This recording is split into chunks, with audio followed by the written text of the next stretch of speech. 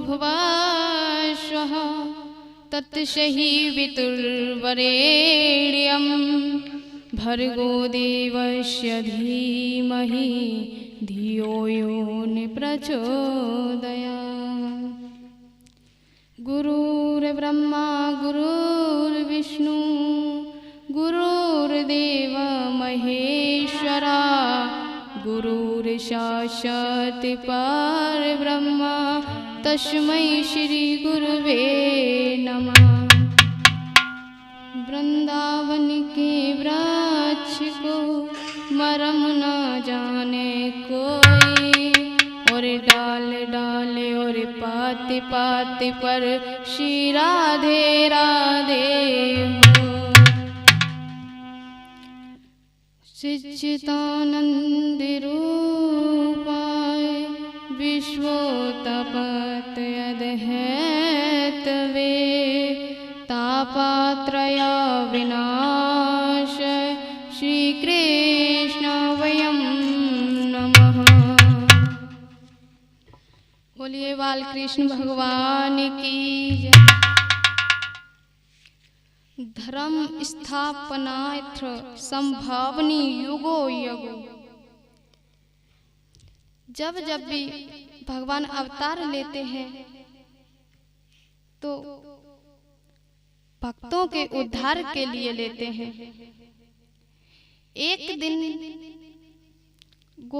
गोलोक धाम में जब राधा कृष्ण बैठे हुए तो वहां एक तोता उड़ता हुआ आया और राधा जी के हाथ पर बैठ गया तो बोलने लगा राधे राधे राधे राधे।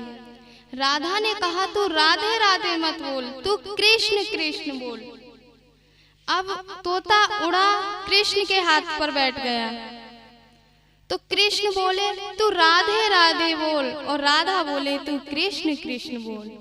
इससे राधा जी ने प्रसन्न होकर उसे शुक वरदान दिया और उन्हें 18 श्लोक श्रवण कराए और कहा तुम मृत्यु लोक पर जाओ और भागवत का जन जन में प्रचार करो। तो इधर नारद जी सोचते हैं कि अब सुखदेव जी का प्रकटाय होना चाहिए। एक बात कहूं, जहां नारद जी को अगर कोई भक्त देख ले तो उसे जरूर भगवान के दर्शन होते हैं। और जिस घर में झगड़े होते हैं अगर नारद जी वहां पहुंच जाएं तो उस घर के झगड़े बंद हो जाते हैं, और जहां झगड़े नहीं होते वहां शुरू हो जाते हैं। ये नारद जी की खासकर बातें हैं। तो एक दिन नारद जी कैलाश पर्वत पर पहुंचे, सोचने लगे कि मैंने विष्णु और लक्ष्मी जी में तो झगड़ा करा ही दिया है एक बार, और ब्रह्माणी और ब्रह्मा जी में भी करा दिया है, लेकिन शिव पार्वती में कभी झगड़ा नहीं कराया। तो नारद जी कैलाश पर्वत पर आए और पार्वती माँ अकेली थी और भोले बाबा अपनी समाधि में लीन थे। तो वहां नारद जी पहुंचते हैं और पार्वती माँ उनका स्वागत सत्कार करती हैं, कहती हैं आओ नारद बैठो, इतने दिन हो गए तुम कहीं आते नहीं, घूमते नहीं क्या? तो नारद जी बोले क्या बात बताऊं माते, आजकल के प्राणियों तो बस स्वार्थ का प्रेम है, क्योंकि अब कोई स्वार्थ के बिना प्रेम नहीं करता। तो माता पार्वती कहने लगी मैं अपनी क्या बताऊं, मेरे स्वामी तो मुझे बहुत प्रेम करते हैं, यहाँ तक कि उन्हें समाधि में कोई भी दर्शन हो जाए तो मुझे आकर बताते हैं कि मुझे आज राम जी का दर्शन हुआ, कृष्ण जी का दर्शन हुआ।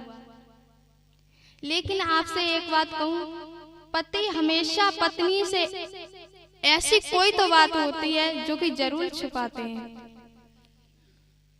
पर यहाँ जहाँ जितने लोग बैठे हुए हैं पर उनकी जरूर घर जाके क्लास लगने वाली है, क्योंकि हर पति कोई ना कोई बात जरूर छुपाते हैं। तो नारद जी बोले, माता ये तो बहुत आनंद की बात है कि आपके पति आपको बहुत प्रेम करते हैं और आपका प्रेम ऐसे ही बढ़ता रहे। तो नारद जी ने सोचा, ऐसे तो माता पर कोई असर नहीं होगा। तो नारद जी ने कहा, आपसे सच में प्रेम करते हैं? माता बोली, इसमें का कोई शंका की बात है क्या? तो नारद जी बोले, जो बाबा अपने गले में मुंडों की माला डाल के रहते हैं, वो मुंड किसके हैं? तो माता बोली, प्रेम तो बहुत करते हैं, लेकिन मुझे ये नहीं मालूम कि ये मुंड किसके हैं।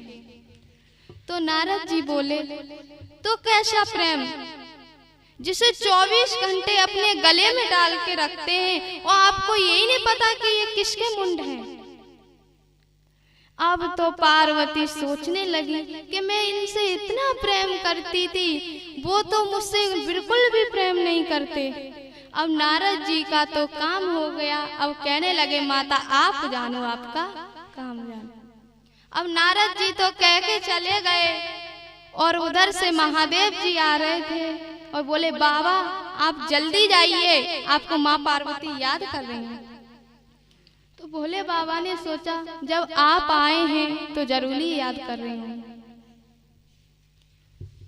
तो जब भोले बाबा आते हैं, माता ने अपने सारे वस्त्र गहने उतार दिए, साधारण आभूषण वस्त्र ग्रहण कर लिए। पहले जमाने में ये एक कमरा होता था, उसे बोलते थे कोप भवन। अगर कोई स्त्री या कोई गुस्सा हो जाती थी, उसमें बैठ जाती थी, समझो रूठ गई। तो आज माता पार्वती कोप भवन में बैठी हुई हैं और भोले बाबा पूछते हैं, क्या हुआ देवी, आप कोप भवन में क्यों बैठी हैं? तो माता पार्वती बोलती हैं कि आप तो देखने में भी काले हैं और अंदर से भी काले हैं। तो भोले बाबा बोले, अंदर से काला मतलब कपटी? मैंने तो आपसे कोई कपट ही नहीं किया। माता बोली, अगर कपट नहीं किया तो ये बताइए, आपके गले में ये मुंडों की माला किसकी है?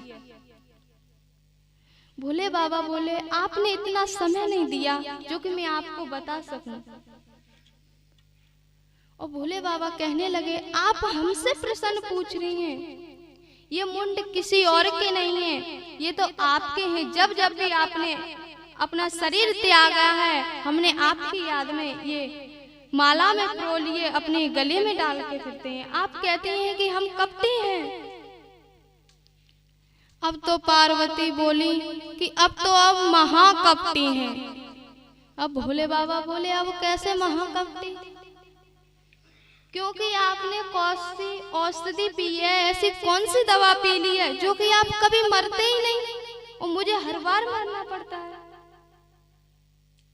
तो भोले बाबा बोले, मैंने कोई ऐसी औषधि नहीं पी, मैंने तो अमर कथा का पान कर रखा है। माता पार्वती बोली, ये कैसी अमर कथा? भोले बाबा बोले, ये आपकी बस की बात नहीं है, आप नहीं सुन पाओगी।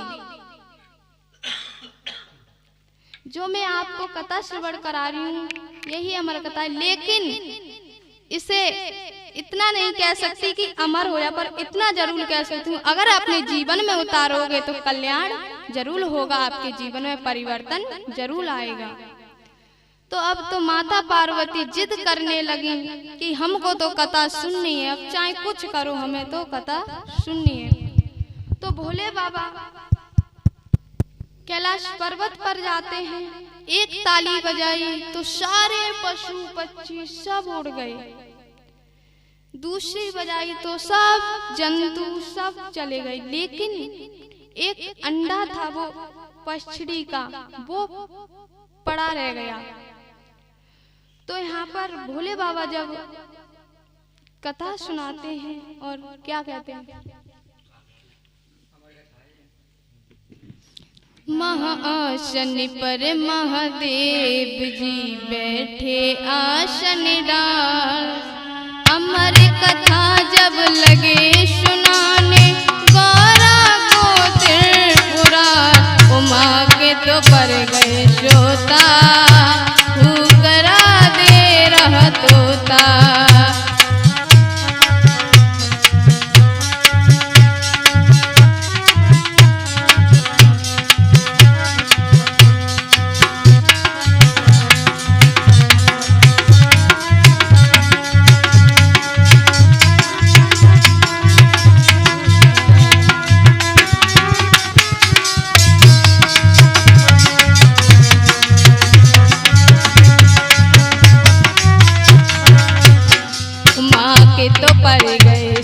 सोता, तू करा दे रहा तोता, उमा के तो पर गए सोता, तू करा दे रहा तोता।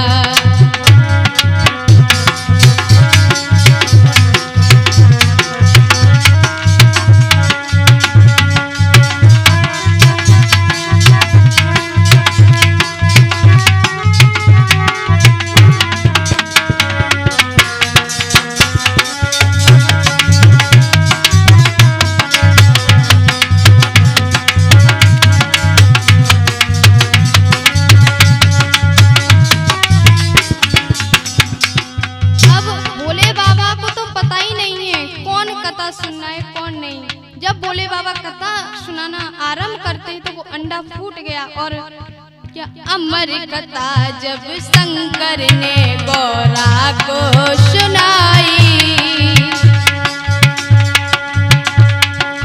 अमर कथा शंकर ने जब गौरा को सुनाई, कथा हुई ना पूरी और नींद उमा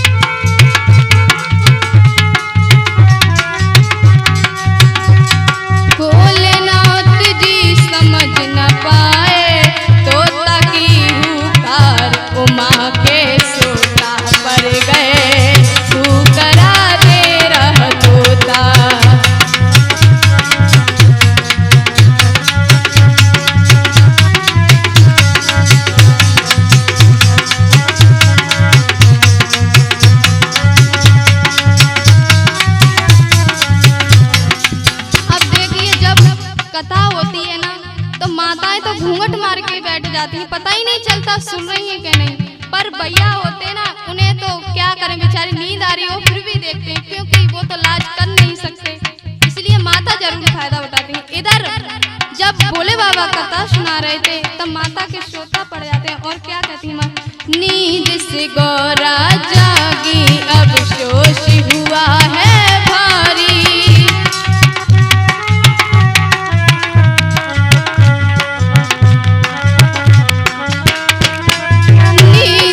गौरा जागी अब शोष हुआ है भारी,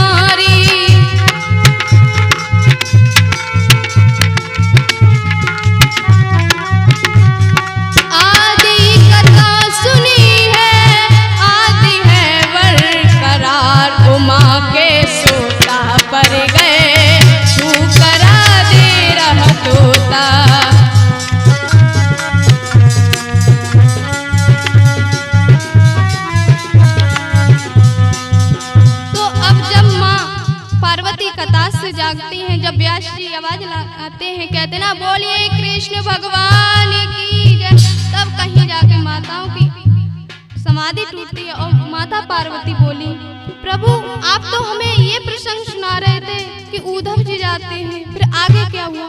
भोले बाबा बोले जब आपने कथा न सुनी फिर हुक्रा कौन दे रहा था? तो भोले बाबा कहते हैं, बोले शंकर जी कथा सुनी है किसने,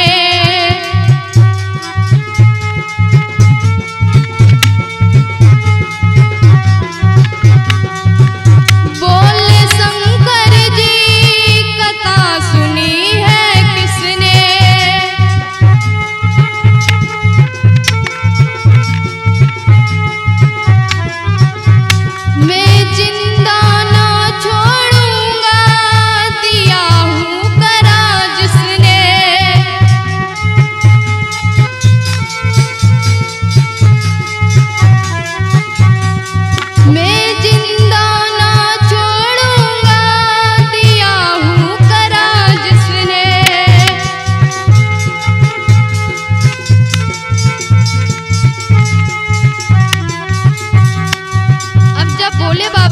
आगे पीछे देखते, आगे देखते हैं तो कोई नहीं, माता पार्वती बैठी हुई हैं। इधर देखते हैं तो कोई नहीं, इधर देखते हैं। जब भोले बाबा ने पीछे मुड़ के देखा तो शुक्र बैठा हुआ था।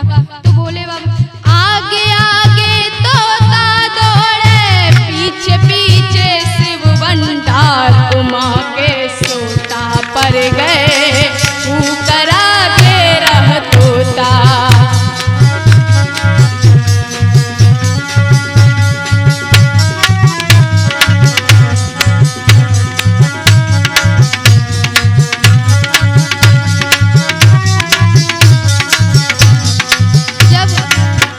अब भोले बाबा दौड़ रहे हैं आगे आगे, तोता दौड़ रहा है। अब उड़ता उड़ता तोता वेद व्यास की कुटिया में पहुंचता है। इधर वटिका माता बोलती हैं व्यास जी से कि इतनी उम्र हो गई हमें, हमारे कोई संतान नहीं हुई है। जब माता जमाई लेती हैं, जब इचकी लेती हैं तो उड़ता उड़ता सुकून के पेट में प्रवेश कर जाता है गर्भ में। उड़